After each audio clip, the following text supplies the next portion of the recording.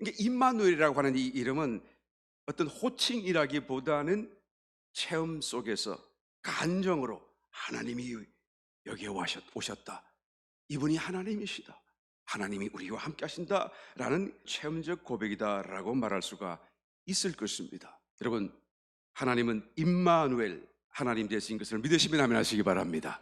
정말로 우리와 함께 하시는 하나님이시죠. 우리 속에 들어오셨을 뿐만 아니라 이제는 세상 끝날까지 항상 너희와 함께 하시리라고 하는 그 말씀 그대로 지금도 우리의 삶 가운데 늘 동행하고 계시다는 사실을 성경이 말씀하고 있고 주님이 말씀하셨고 또한 성령님이 우리 가운데 증거해 주고 있는 사실이 아닐 수가 없습니다.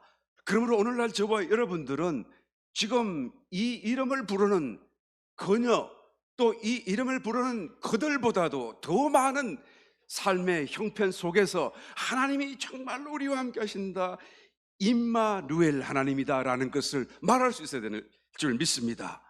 나의 삶 속에는 이와 같은 예수님이 정말로 하나님이시다, 또한 임마누엘로 와 계신 하나님이시다 라고 말할 수 있는 그런 고백이 얼마나 있는 것인가 라는 것을 한번 되돌아보기를 원합니다.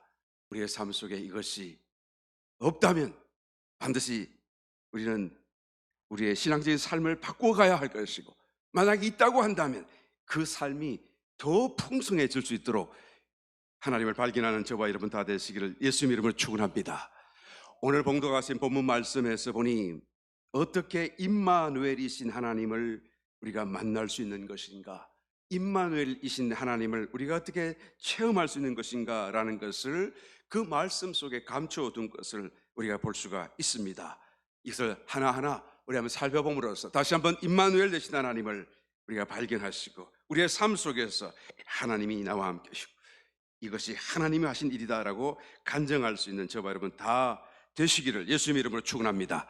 첫 번째로 우리의 고정관념에서 벗어나야 우리가 우리와 함께 하시는 임마누엘 하나님을 발견할 수 있다라고 말씀합니다. 22절, 23절 또한 우리 중에 어떤 여자들이 우리로 놀라게 하였으니 이는 저희가 새벽에 무덤에 갔다가 그의 시체는 보지 못하고 와서 그가 살으셨다는 천사들의 나타남을 보았다 함이라.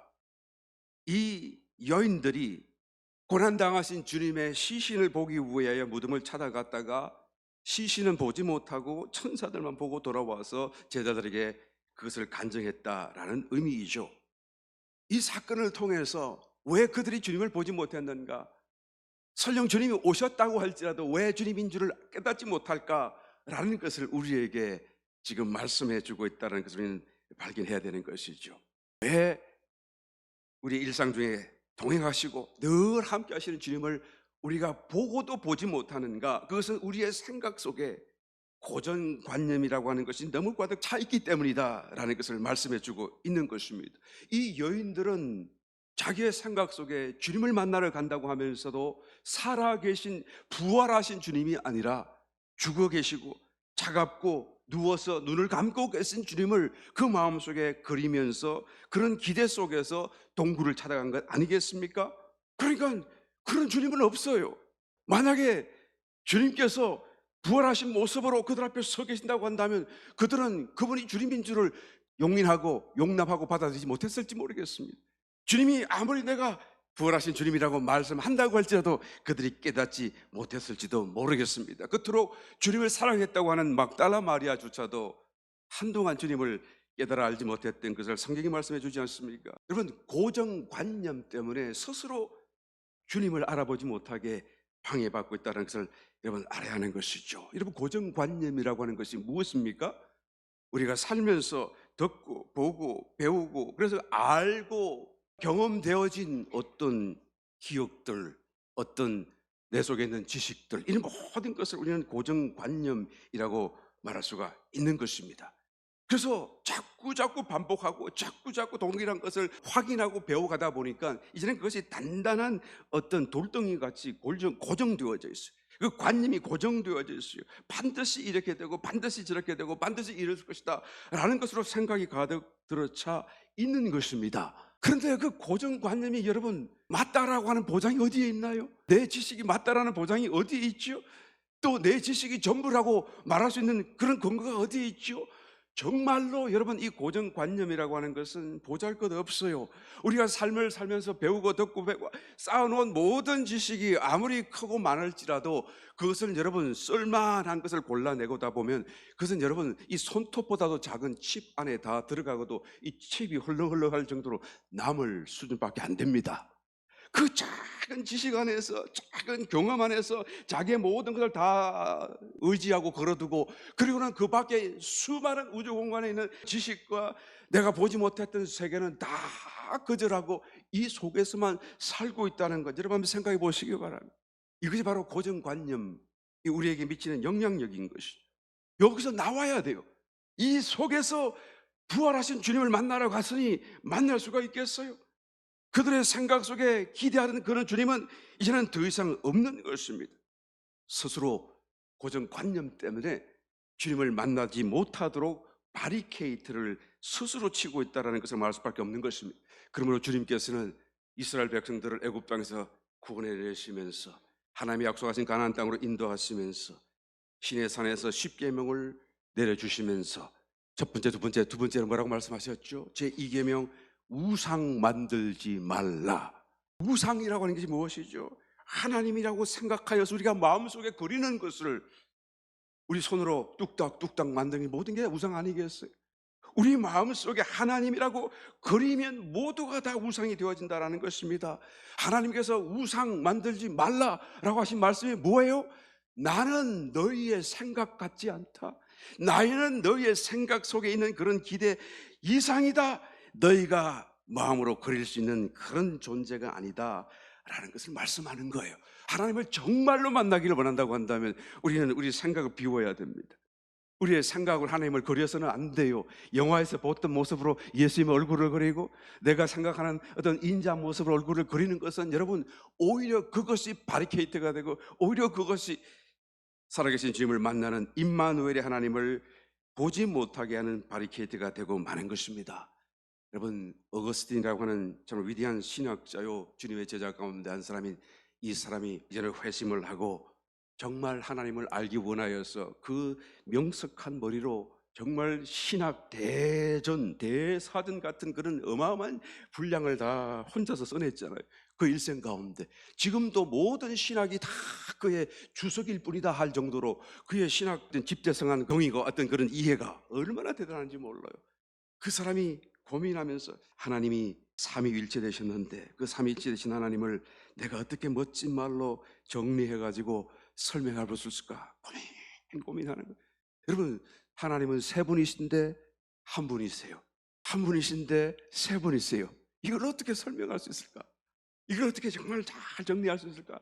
아무리 그 명석한 머리를 고민을 해도 적절한 표현과 설명이 될 수가 없어요. 너무 고민스러워요. 그런데 하루는 꿈을 꿨습니다. 꿈에서 바닷가를 걷고 있는데 해안가를 걸어가다 보니까 그 어느 조그마한 소녀가 바닷가에서 조가비를 가지고 이렇게 물장난을 하는 걸 봅니다. 가까이 가서 보니까 조그맣게 이렇게 웅덩이를 파놓고 그리고 조가비로서 바닷물을 따가 착 담고 있는 거예요. 얘야 뭐하냐? 그러더니 얘 나는 이 바닷물을 다 이 구멍 안에 넣으려고 지금 하고 있어요. 그러는 거지.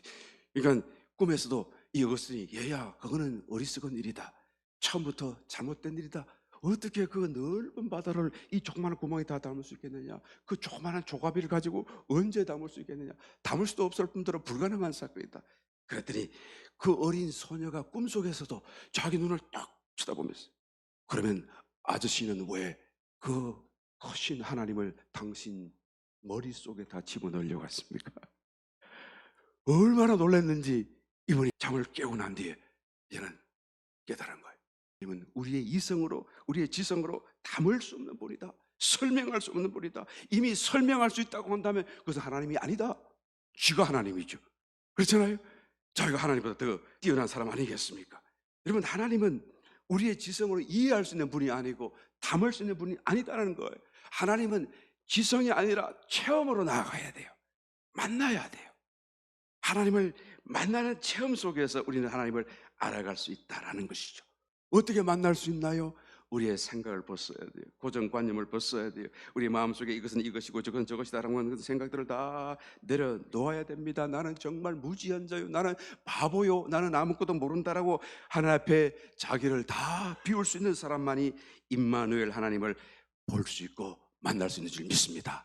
야곱이 속임수로 형의 그런 모든 축복을 다 가로채고, 그리고는 형의 미움을 사서 두려워서 멀리 도망가는데, 그런데 갑자기 부모 다 잃고 가족 다 잃고 자기가 다 잃고 아무것도 없이 홀홀단신으로 광야를 지나가면서 잠잘 곳도 마땅하지 않고, 보니까 돌이 있어서 돌을 베개 삼아 잠을 자는데 참 처량하다라는 그런 생각이 드는데 잠이 들었어요. 얼마나 피곤한지.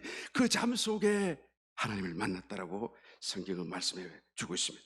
그래서 깜짝 놀라서 창세기 26장 16절 말씀을 보고 28장 16절 말씀을 보게 되면, 야곱이 잠이 깨어 가로되 여호와께서 과연 여기 계시거늘 내가 알지 못하였도다. 여러분, 여기서 여호와께서 여기 계시거늘 하는 이 말씀은 현재형으로 쓰여져 있어요. God is here, 이런 뜻이에요. is라는 현재형으로 쓰고 있습니다. 이것은 현재 분사형으로 있어 오셨다, 계셔 오셨다 그런 의미가 아니라 God is here 그런 뜻이에요. 여기 계시거늘. 그러니까 현장이라는 것은, 여러분, 우리가 문법을 공부해 보다 보면 아시겠지만 영원한 진리를 표현할 때 현재형을 쓰잖아요. God is love, 뭐 이런 식으로 God is light, 이렇게, 그죠? 항상 있고 항상 변하지 않고 영원한 진리인 경우에 우리가 현재형을 쓰는 걸 보게 됩니다. 그러니까 하나님이 여기 계시거늘, 그 말은 무슨 뜻이에요? 하나님이 갑자기 오셨거나 하나님은 어느 일정한 시간 속에 여기 와 계셨다는 그런 의미가 아니라 늘 계셨다는 거예요. 앞으로도 늘 계신다는 그런 의미인 것이죠. 다만 내가 알지 못했을 뿐이고 내가 보지 못하고 있었을 뿐이다라는 것입니다.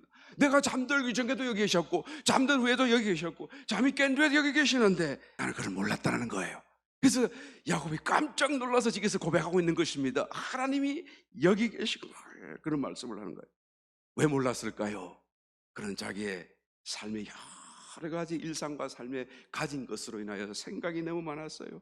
그런데 어느 순간 그것을 다 그냥 잃어버리고 그냥 사라졌고 홀로 문득 덩그러니 아무것도 없는 광야에 남겨졌을 때, 그때 비로소 옆에 계신 하나님이 보여졌다라는 것이죠. 여러분, 임마누엘 하나님을 우리가 어떻게 볼 수 있습니까? 우리가 멀리 수동원으로 가고 멀리 하나님을 찾아가지 않아도 괜찮아요. 우리가 일상생활 속에 산다고 할지라도 우리의 생각 속에서 우리의 고정관념만 내려놓으면 수만 있으면, 여러분, 우리 일상 속에 함께 계시는 하나님을 우리가 알아차리고 발견할 수 있다라는 것입니다. 너무 많은 고정관념이 우리 속에 눈을 가리고 하나님을 알지 보지 못하게 만들고 있다는 것을 우리 성경이 말씀해 주고 있는 줄 믿습니다. 영국 역사학자인 토인비라고 하는 사람은 인류의 역사는 무수한 도전 그리고 응전의 과정이다. 도전이 일어나니까 그 다음에 응전이 일어난다. 챌린지가 일어나니까 리스판드가 일어난다. 그래서 이것이 인류의 역사가 되었다라고 참 멋진 말을 해주지 않았어요. 그런데 여기서 멀리 그렇게 가지 않아도 우리 개개인에도 똑같은 원리 원칙이 적용되어서 보게 됩니다. 우리가 출생하여 얼마나 많은 자극, 얼마나 많은 세상적인 그런 자극에 노출되어 반응하며 살아가고 있는지 모르는 것입니다. 그러니까 뜨거울 때는 아 뜨거워, 그러다가 차가우면 아 차가워, 그러다가 이것이 반복되고 반복되니까 이제는 경험이 자꾸 쌓여져 가면서 이제는 가까이만 와도 그냥 피하고, 그냥 가까이만 와도 우리가 그것이 무엇인지를 알아서 반응하는 이런 고정관념 위에 이제는 쌓이게 되는 것이죠. 그러니까 나이가 들면 들수록 더 많아지고 더 단단해지고 더 빨리 이 고정관념이 작동하는 것을 보게 되는 것입니다. 사람을 만나면 보는 순간, 아, 이 사람은 좋은 사람, 아, 저 사람은 말도 안 해봤지만 나쁜 사람, 저 사람은 좀 멀리 해야 될 거야 라고 우리는 우리 속에서 생각부터 하는 것이죠. 이런 것을 좀 더 잘 본다 하는 사람들은 어떤 사람입니까? 관상쟁이, 점쟁이, 뭐 이런 사람이죠. 저도 한때는 나름 좀 사람을 본다라고 생각한 적이 있었어요. 이 다 지금 보니까 다 착각이고 다 엉터리인데도 불구하고 한때는 그런 생각을 가진 적이 있습니다. 그래서 어떤 사람을 만나면 저 사람은 두상이 저렇게 생겼으니 분명히 배반할 사람이요. 그러니 그 사람을 나는 말도 해보지 않고도 이런 마음의 경계를 딱 하면서 저 사람이 언제 나를 배반할까? 저 사람이 언제 돌아설까? 라고 하면서 이제는 그때만을 기다리고 있는 자신을 보게 되는 거예요. 성경대로 신앙생활 하려고 그러니까 원수도 사랑해야 되는데 사랑하기는커녕 언제 배반하지? 저 사람이 언제 나한테 이렇게 해코지할까? 라는 생각에 내 마음이 오히려 닫혀 있는 것을 보게 돼요. 아, 이게 무슨 어떻게 이렇게 해서 신앙생활 할 수 있겠는가? 그래서 마음에 작정을 합니다. 이제는 다시 내가 관상을 보지 말아야겠다. 이제 다시 내 생각대로 선입관을 가지고 사람을 판단해서는 안 되겠다라고 생각했더니 이걸 탁 내려놓았더니 이제는 그 사람의 영혼이 보이기 시작하는 거예요. 저렇게 악한 사람, 저렇게 못난 사람, 그런데 그 사람이 불쌍하고 가련하고 또 어떤 착한 사람, 좋은 사람 만나지만 어떻게 됩니까? 저 사람이 예수님을 좀 더 잘 믿을 수 있는데 왜 저러고 있지?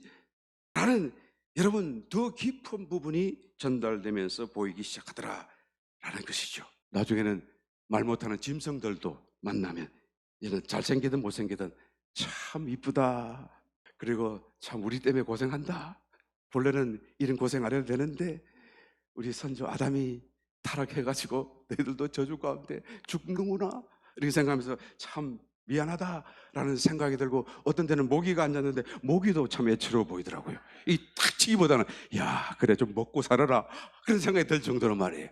우리가 다 내려놓으니까 어떤 깊은 것이 우리 속에 전달되고 느껴지는 것을 보게 됩니다. 여러분, 고정관념을 갖고 있는 사람은 신앙생활 할 수 없어요. 고정관념을 내려놓아야 되는 것입니다.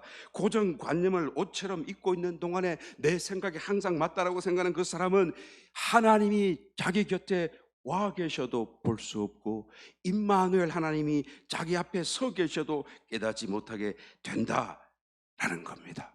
어떤 분이 그렇게 질문하대요. 목사님, 하나님은 모든 것을 다 아시잖아요. 그렇죠. 우리가 뭐가 필요한지도 아시잖아요. 그렇죠. 그럼 왜 기도하라고 하십니까? 우리가 뭐를 기도할지도 알고 뭐가 필요한지도 알고 다 아시는데 그냥 주시면 되지 왜 그걸 또 기도하라고 말씀하십니까? 여러분, 왜 하나님이 기도하라고 그러시죠?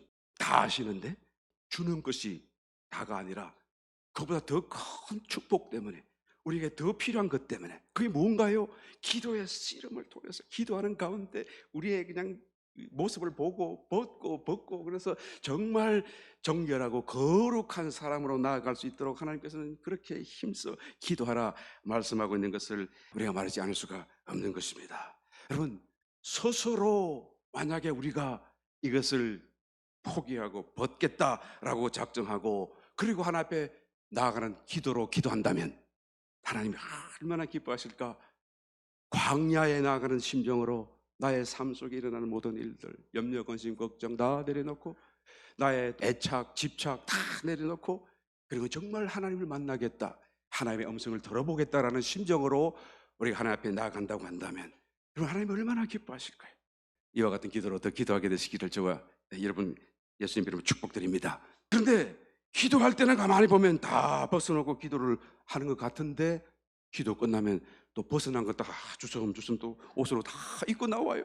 딱 기도 끝나자마자 저 사람 나쁜 사람, 저 사람 좋은 사람. 여러분, 예수님이 부활하신 이후에 40일 동안 지상에 남아 계셨던 이유가 무엇입니까? 왜 바로 하늘나라로 올라가시고 그냥 다 끝내시면 될 거를 왜 40일 동안 지상에 남아 계셨지요? 숨어 계셨다가 나타나시고 숨어 계셨다가 나타나시고. 왜 그러셨나요? 제자들의 믿음을 훈련시키기 위해서. 그 고정관념을 벗기시고 이제는 정말 눈에는 보이지 아니한다고 할지라도 손에 안 잡힌다고 할지라도 하나님이 우리 곁에 계시고 하나님이 함께 하신다는 것을 훈련시키기 위하여 그렇게 하신 줄 믿습니다. 마가복음 16장 12절에 그 후에 저희 중 두 사람이 걸어서 시골로 갈 때에 똑같은 상황을 마가복음은 이렇게 기록하고 있습니다. 예수께서 다른 모양으로 저희에게 나타나시니 in a different form 이란 뜻이에요. 다른 모양으로. 그러니까 주님이 우리와 함께 하시는데 다른 모양으로 나타나신다는 거예요. 우리의 기대와 우리의 생각과는 다른 모습이에요. 저 악한 사람이 주님 일조를 어떻게 알아요? 저의 그런 어떤 싫은 행동 속에 주님이 계실지 어떻게 알아요? 다른 모양으로 나타나신다는 것이죠. 변정하신 예수님으로 우리와 함께 하신다라는 뜻입니다. 우리가 우리의 고정관념을 내려놓고 사람을 보고 사물을 보게 되면 여러분 정말 오 마이 갓 이런 고백을 할 수밖에 없는 상황이 얼마나 많게 일어날지 모르는 것입니다. 저와 여러분 다시 한 번 더 임마누엘 되신 하나님 우리의 삶과 형편 속에 동행하시는 하나님을 만날 수 있는 저와 여러분 다 되시기를 예수님 이름으로 축원합니다. 두 번째로 우리가 어떻게 임마누엘 하나님을 만날 수 있습니까? 성경을 묵상해야 되는 것입니다. 봉독하신 말씀 32절, 저희가 서로 말하되 길에서 우리에게 말씀하시고 우리에게 성경을 풀어주실 때에 우리 속에서 마음이 뜨겁지 아니하더냐 하고. 여러분, 성경은 하나님의 말씀입니다. 기록된 말씀일지라도 그 속에는 생명이 내재하시고 있는 거예요. 그래서 우리가 하나님의 말씀이라고 하는 것이죠. 성경 책 속에 들어있다는 말씀이 아니고 성경 안에 하나님의 생명이 함께 내재해 계신다라는 말씀이에요. 오늘 봉독하신 말씀 속에 다시 돌아가 보게 되면 32절, 우리에게 성경을 풀어주실 때에 우리 속에서 마음이 뜨겁지 아니하더냐. 이 풀어준다는 단어가 디아노이고, 이 말의 의미는 나누거나 갈라서 잡아당겨서 열어 젖힌다는 뜻이에요. 어떻게 한다고요? 그냥 갈라서 열어 젖히는 것. 풀어주실 때에 그 말이에요. 성경을 완전하게 열다, 철저하게 열다, 그런 의미가 이 단어의 의미인 것입니다. 주님이 성경에 있는 말씀에 다른 말씀을 추가하여서 다른 말씀을 더하여 주셨다 말씀이 아니라 다만 성경을 풀어서 열어 젖혀서 보게 하셨다라는 거예요. 그러니까 제자들이 그것을 하고 깨달은 거예요.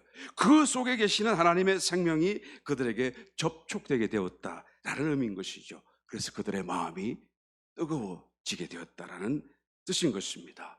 여러분, 성경 속에 이 기록된 성경이지만 하나님의 생명이 내재하고 있다는 것을 우리는 알아야 되고 믿어야 되는 것입니다. 그러므로 그 생명이 나에게 접촉될 때까지 성경을 붙들고 읽고 또 묵상을 해야 되는 거예요. 그냥 쑥 지나가서 읽어서는 안 되는 것입니다. 이 말씀 속에 내재하시는 하나님의 생명이 열어 젖혀져서 나에게 접촉되도록까지 머물러 있어야 돼요. 물론 우리가 열 수 있는 건 아닙니다. 성령이 열어주시는 거예요. 그런데 성령이 열어주시는 그 순간까지도 내가 그 말씀 안에 머물러 있어야 돼요. 그래야 그 열어졌을 때 생명이 나에게 접촉되는 거 아니겠습니까? 이것을 두고 우리는 묵상이라고 말하는 거예요. 묵상, 메디테이션.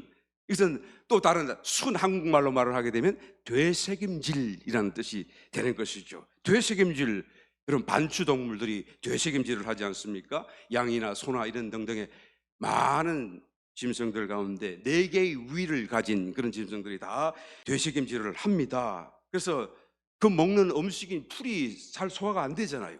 풀이 잘 분해가 되질 않아요. 이것이 포도당을 변하려고 하면 정말 힘들어요. 그래서 여러 번 반복해서 그것을 소화의 과정을 거쳐야 되는 것입니다. 4개의 위를 통과하면서 첫 번째는 삼키고 다시 개어내고 그리고 입으로 또 씹었다가 다시 삼키고 다시 개어내고 또 씹고, 하루에 몇 번을 씹는가 한번 살을 봤더니 3만 번을 씹는다고 그럽니다. 내가 옆에 섰다가 소의 입을 체크한 것이 아니라 찾아보니까 그렇다 그 말이에요. 3만 번을 씹는 거예요. 그리고 6시간에서 12시간 동안 이 되새김질을 하루 가운데 한다는 거예요. 그러니까 여러분, 하루 중에 반 가까이를 되새김질하는 거예요. 그럴 때 그것이 영양이 되고 소화가 될 수 있더라라는 것이죠. 하나님의 말씀을 우리가 어떻게 먹을 수 있나요? 되새김질을 해야 되는 거예요. 그냥 쏙 읽었다 해서는 안 되죠. 이 생명이 내 속에 타치될 때까지. 그럴 때 임마누엘 하나님을 만나는 것입니다. 기록된 성경보다도 하나님을 만나는데 우리에게 더 좋은 것은 없습니다. 하나님을 만나길 원하십니까, 여러분? 만나길 원하신다고 한다면 정말 한번 크게 한번 해보시길 바랍니다. 우리가 이미 한번 만났지만 그 첫 번째 만남은 약한 만남이에요. 우리가 알지 못하는 속에 마치 어린 아이가 부모의 출생을 통하여 출생한 것 같아요. 자기가 출생했지만은 부모를 몰라요. 얼굴을 몰라요. 봤지만은 못 봤어요. 그러나 이제는 어른이 되었습니다. 부모의 얼굴을 보고 싶어요. 알고 싶어요. 정말 부모를 만나고 싶어요. 그런 마음으로 우리가 하나님을 만나기를 사모하면서 주님 앞에 서야 될 줄 믿습니다. 하나님을 만나는데 기록된 성경보다 더 좋은 것이 없습니다. 그러므로 하나님을 체험하기를 원한다고 한다면 성경을 읽어야 되는 거예요. 이상한 산신령 같이 하지 마시고 성경을 읽으세요. 그리고 묵상하세요. 히브리서 4장 12절, 하나님의 말씀은 살았고 운동력이 있어 좌우의 날선 어떤 것보다 예리하여 혼과 영과 및 관절과 골수를 찔러 쪼개기까지 하며, 살아있어요 이 말씀이.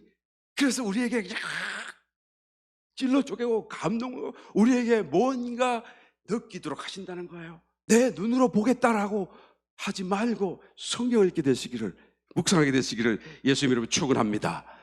배너를 쓴 그 저자가 루 월리스라고 하는 사람인데 남북 정쟁 당시에 살았던 사람이고 북군의 장군이었고 또 작가였었죠. 굉장히 지성적인 사람이었습니다. 그 사람은 예수님을 믿지도 않았을 뿐만 아니라 굉장히 적대감을 가졌던 사람이에요. 반기독교주의적인 그런 사람이었어요. 그리고는 친구에게 말을 합니다. 우리가 기독교의 신화를 영원히 없애버릴 어떤 책 한 권을 좀 쓰자. 그래서 저 기독교라고 하는 신화에 붙잡혀 있는 저 어리석은 사람들을 다 그 굴레로부터 한번 해방시켜주자 라는 그런 생각을 가지고 책을 쓰려고 했던 사람이에요. 그래서 예수는 가짜요, 그리스도는 없다라고 말을 하려고 그러니까 그 예수에 대해서 좀 알아야 되지 않겠어요? 그러니까 도서관을 찾아가가지고 예수님에 대해서 데이터를 찾아보고 또 가장 자세한 성경책을 펴서 그때부터 읽기 시작합니다. 대충 읽는 게 아니고 자세히 읽어요. 왜 자세히 읽습니까? 반대하려고. 이게서 틀리고 이것은 거짓말이고 이래서 안 맞다라고 얘기하려고 하니까 자세히 읽어야 되고 들여다보면서 읽어야 되잖아요. 그러니까 자세히 읽어갑니다. 근데 성경을 읽다가 보니까 그만 감동이 지쳐들어오는 거예요. 그래서 읽다가 보니까 눈물이 쏟아지고 무릎을 꿇지 않을 수가 없더라는 거예요. 그러면 정말로 이 성경책 속에는 예수님은 진짜로 그리스도이시고 하나님이시다 라고 그가 고백을 할 수밖에 없었다는 것입니다. 그리고는 예수님을 부인하려고 책을 쓰려고 했던 그 사람이 이제는 예수님 이야기를 쓰는 거예요. 그래서 배너의 그 부제가 Tale of Christ 뜻이에요. 그리스도의 이야기라는 제목으로 그 책을 쓴 것이죠. 예수님을 부인하려고 성경을 읽다가 오히려 성경 읽는 중에 하나님을 만났다라는 정말 굉장한 하나의 간증이 아닐 수가 없는 것입니까? 나는 성경을 읽어도 하나님을 못 만났습니다 라고 하는 사람이 있다고 한다면 그 사람에게 다시 말씀하시기 바랍니다. 이번에는 자세히 읽어보시길 바랍니다. 성경을 자세히 들여다보시길 바랍니다. 자세히 읽어보기만 한다고 한다면 정말로 그 말씀 속에 감추어진 하나님의 임재와 생명을 체험하지 않을 수 없다는 것이죠. 이 성경은 하나님께서 지상에 남겨두신 유일무이한 책입니다. 하나님의 책입니다. 이 한 권으로 완전해요. 더할 것도 없고 뺄 것도 없어요. 손으로 만질 수 있는 선물로는 이 한 권이 유일한 가장 큰 하나님의 선물이다라는 것을 우리는 말할 수밖에 없습니다. 성경을 가까이 하시고 성경을 더 읽게 되시기를 예수님으로 축원합니다. 그래서 임마누엘 되신 하나님을 꼭 만날 수 있는 저와 여러분 되시기를 예수님을 축원합니다. 세 번째 마지막으로 어떻게 하나님을 만납니까? 성찬에 참여함으로써 만날 수 있습니다. 봉독하신 본문 30절 31절 말씀 읽어봅니다. 저희와 함께 음식 잡수실 때에 떡을 가지사 축사하시고 떼어 저희에게 주심에 저희 눈이 밝아져 그인 줄 알아보더니 예수는 저에게 보이지 아니하시는지라. 성찬을 떼다가 눈이 밝아져서 그 앞에 계신 분이 주님인 줄을 깨달았다라고 말하잖아요. 그러니까 성찬을 믿음으로 떼는 사람에게 하나님을 보는 이 놀라운 축복이 임하게 된다는 것을 말씀해주고 있습니다. 여러분, 성찬은 정말로 주님의 살 맞아요? 정말로 주님의 피 맞습니까? 이게 굉장히 어려운 얘기예요. 아멘 하시면 축복받을지어다. 왜요? 성경이 그렇다고 그러니까 말이에요. 주님이 그렇다고 그러니까 아멘 하면 끝나는 거죠. 그런데 그것을 아멘을 못 해가지고 고민을 하는 겁니다. 아무리 기도를 해도 떡은 떡이고 포도주는 포도주인데 이걸 어떻게 주님의 살이라고 그러고 이걸 어떻게 주님의 피라고 하면 맛이라고 말을 할 수가 있겠는가? 주님은 그때 당시로 뭔가 기적을 일으킬지 모르겠지만 이제는 이 말씀대로 축사하고 기도해도 떡은 떡이고 포도주는 포도주인데 그걸 어떻게 주님의 몸이 되고 주님의 살이다라고 피라고 말을 할 수가 있겠는가? 아주 고민스러운 거예요.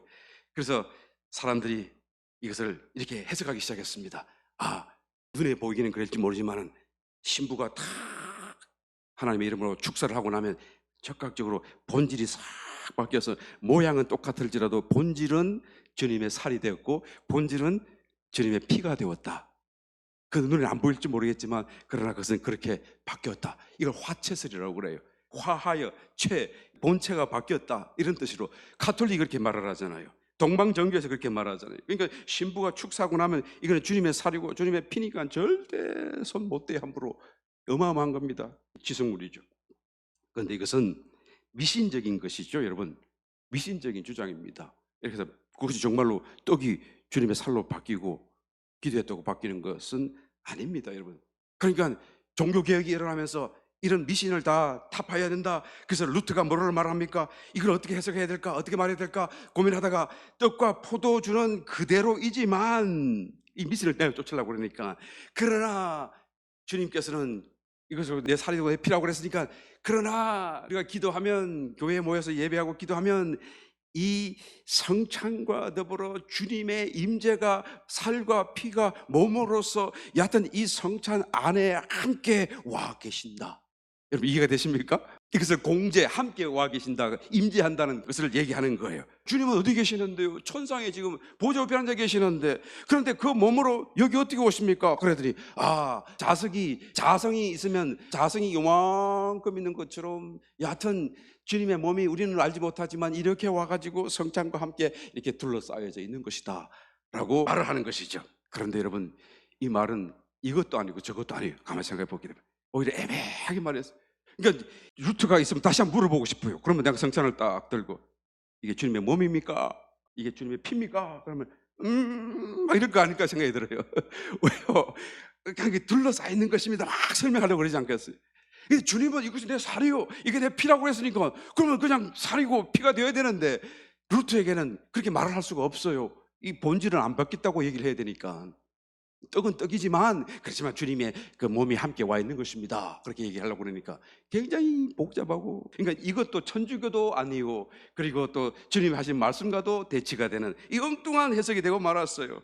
이 루트가 말하는, 루트교에서 말하는 그런 성찬에 대한 이해입니다. 그러니까 쇼빙글리라고 하는 당시에 같이 종교개혁을 하는 사람은 아주 단호하게 다 잘라라, 아예 그것은 안 변한다. 뭐 우리가 기도한다고 그게 뭐 주님의 살과 피가 되겠냐? 주님은 저 위에 계시는데 어떻게 살과 피를 여기에 보낼 수 있겠느냐? 아니다. 주님이 이것을 뗄 때마다 나를 기념하라고 그랬으니 기념할 뿐이다. 그래서 주님이 죽으심과 죽음이 다시 살아나심을 우리가 기억하고 주님을 찬양하고 기념하라고 하는 말씀이지, 이게 어떻게 바뀌는 것이냐? 이 쇼빙글리가 했던 이 기념설이라고 하는 것은 정말로 가톨릭의 이해에 극단적으로 반대해가지고 딱 돌아서서 하는 말이잖아요. 그러니까 가톨릭의 그런 미신적인 주장에 대해서는 반대로 돌아서긴 했지만, 그런데 아주 결정적으로 성찬을 대할 때마다 이 성찬의 그 신비로움과 또 성스러움과 이런 것이 별로 없어요. 감성적으로 기억하고 기념하는 수준에 그치고 말아요. 그러니까 아무도 이것을 이제는 받아들이지 않습니다. 그런데 그 위로 또 칼빈이 해석을 다시 합니다. 이제는 이것도 아니고 저것도 아니고, 이 성찬은 아무리 기도해도 바뀌지 않습니다. 그러나 영적으로 주님이 함께 임하십니다.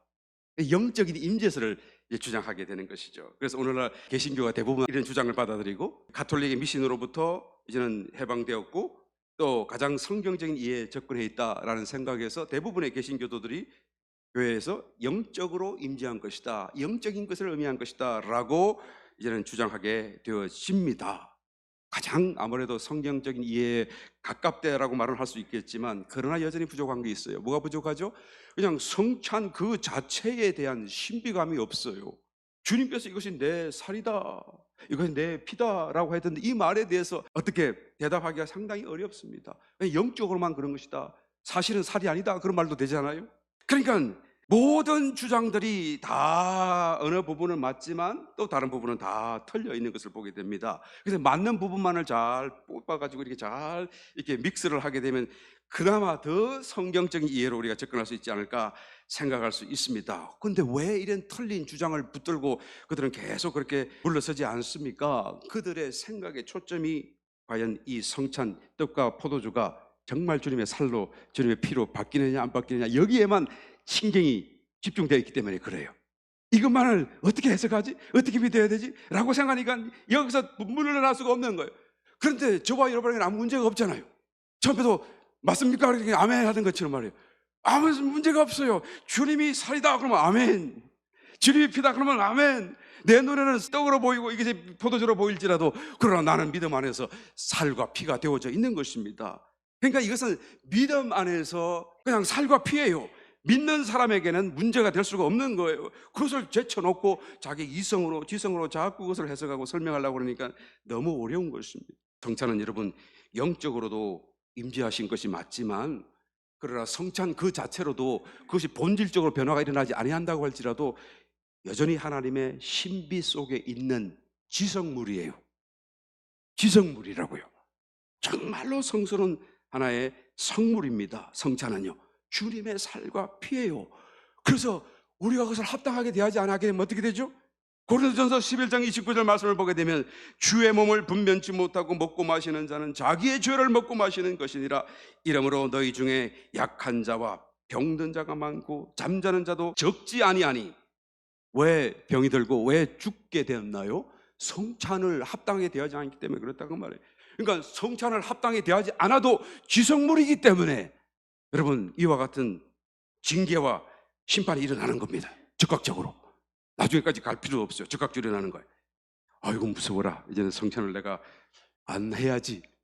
내가 믿긴 하더라도 내가 혹시 준비 안 된 상태로 성찬을 대하면 어떻게 하나. 어떤 사람이 그러대요. 지난주에는 성찬을 대했는데 이번 주에는 내가 안 할래요 그러더라고. 왜 안 하려고 그럽니까? 아무래도 준비가 안 된 것 같아요 그러는데, 여러분, 내 마음의 준비가 아니고 믿음이에요. 믿음으로 성찬을 대하시길 예수님은 축원합니다. 우리가 합당하지 못하게 성찬을 대하게 되면 이와 같은 징계가 적시로 일어나는 것처럼, 그 말은 반대로 우리가 만약에 성찬을 합당하게 먹고 마시면 어떤 일이 일어나죠? 주님의 임재가, 주님의 본체 임재하심이 우리에게 더해진다는 사건이에요. 얼마나 놀랍고 얼마나 특별한 은혜인지 모르는 것입니다. 성찬은 여러분 보이는 말씀이에요. 보이는 말씀, 접촉할 수 있는 말씀이에요. 성경은 우리가 눈으로 읽고 또한 듣기로 들을 수 있는 말씀이라고 한다면, 성찬은 우리가 만질 수 있는, 입으로 오감을 통해서 맛보고 느낄 수 있는, 정말 접촉할 수 있는 하나님의 말씀이다라는 것을 우리는 알아야 되는 것이죠. 하늘로부터 만나가 광야에 떨어졌는데 말씀을 의미하잖아요. 그 광야의 만나를 먹고도 죽었지만 이제 참 만나이신 이 성찬은 우리가 영원히 살게 된다라고 말씀하지 않습니까? 요한복음 6장 55절, 내 살은 참된 양식이요 내 피는 참된 음료로다. 내 살을 먹고 내 피를 마시는 자는 내 안에 거하고 나도 그 안에 거하나니, 살아계신 아버지께서 나를 보내심에 내가 아버지로 인하여 사는 것 같이, 내가 아버지로 인하여 사는 것 같이 예수님이 하나님으로부터 공급되어지는 생명으로 사시는 것처럼, 나는 아무것도 스스로 할 수 없다, 하나님이 주시는 것, 보이는 것, 그걸 따라 사는 것처럼, 하나님의 생명 안에서 사는 것처럼 너희도 어떻게 되죠? 이 떡을 먹는 사람, 나를 먹는 그 사람도 나로 인하여 살리라. 공급된다는 말이에요. 이것은 하늘로서 내려온 떡이니 조상들이 먹고도 죽은 것과 같지 않아요. 이 떡을 먹는 자는 영원히 살리라. 여러분, 광야에 내린 만나를 먹고 육의 몸이 생명을 얻고 살았듯이 영적인 만나의 성찬을 믿음으로 먹으면 어떻게 되죠? 내 속에 있는 새 사람이 하나님의 생명을 자꾸 얻게 되는 거예요. 더 풍성하게 얻게 되는 거예요. 어때? 생명을 얻때 더 풍성하게, 더 강해져서 결국에는 그리스도와 같은 모습으로 거룩한 성령 충만한 사람으로 바뀌게 된다라는 것입니다. 말씀을 냈습니다. 고정관념을 떼떨어 버리고 성경을 일대 묵상하시면서 읽으시고, 또한 성찬에 참여하심으로써 임마누엘 하나님을 깊이 체험할 수 있는 저와 여러분 다 되시기를 예수님으로 축원합니다.